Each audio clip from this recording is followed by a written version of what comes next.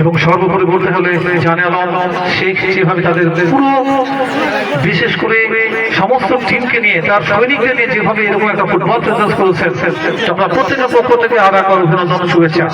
এই মধ্যে জাতীয় মেসির মুভমেন্ট এবং তার যে ফ্লেক্সিবিলিটি দেখেছিলাম আগের দু তিনটি বল সত্যি অসম্ভব সুন্দর, হাইটটা খুব বেশি নয় কিন্তু তার মুভমেন্ট এবং ফ্লেক্সিবিলিটি অসম্ভব।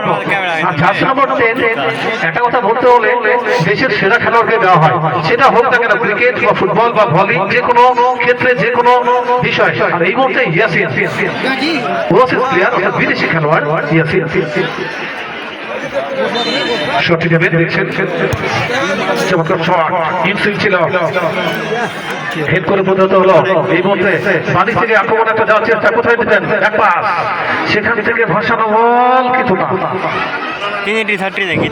বিশেষ ঘোষণা, একটি ছোট বাচ্চা মেয়ে এই মঞ্চে কান্না করছে, তিনার নানার নাম মহবুব। একটি ছোট্ট বাচ্চা মেয়ে মঞ্চে খুব কান্না করছে, হারিয়ে গেছে, তিনার নানার নাম মহবুব। আপনি মঞ্চে এসে বাচ্চাটাকে নিয়ে যাবেন। চমৎকার মোবাইল তাদের থেকে দিবসের কাছে বিপজ্জনক জায়গা বল যাচ্ছে মাত্র 40। দেখা যাক না আক্রমণটি শেষ পর্যন্ত কিন্তু একেবারে সুইচ অফার হয়ে গেল।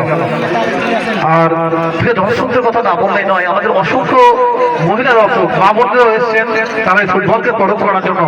আমরা মহিলা দর্শকদেরও আমরা ধন্যবাদ শুভেচ্ছা বিপজ্জনক জায়গা বল দেখা যাক সেখান থেকে একটা ক্রস আসতে পারে, এক পাস করেছেন। আর এই মধ্যে বিপজ্জনক জায়গায় কিন্তু মুভমেন্ট করতে বল দেখা যাক কিন্তু না, সেখান থেকে কিন্তু পড়ে গেলেন, ল্যান্ড হয়ে গেলেন। মিডফিল্ডের ম্যাচ নিয়ন্ত্রক সদস্য ছিলেন না ওই সুমন্ত ভৌমিক, তার দুই সহকারী দল দেবব্রত ঘোষ এবং অপর দিকে রয়েছে রবিলাল বর্মন। কড়া হাতে কঠোর হাতে ম্যাচ পরিচালনা করছেন।